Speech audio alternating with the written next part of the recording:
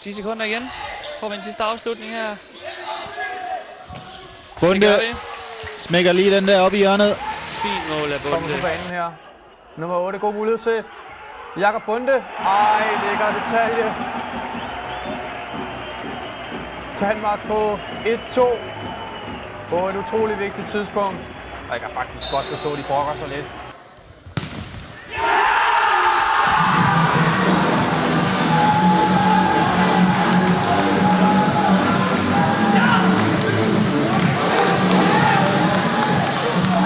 Second half began with an end-to-end frenzy, with both teams determined to up the tally.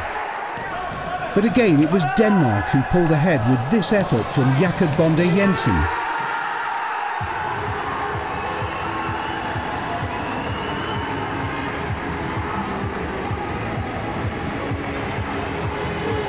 Flotte nationer, som blandt andet Italien. Her igen en Kasse her fra det danske landshold. God kombination. Det er Jakob Bonde Jensen, der får sparket bolden i nettet. Halvandet minut tilbage. Og det bliver Københavns Futsal,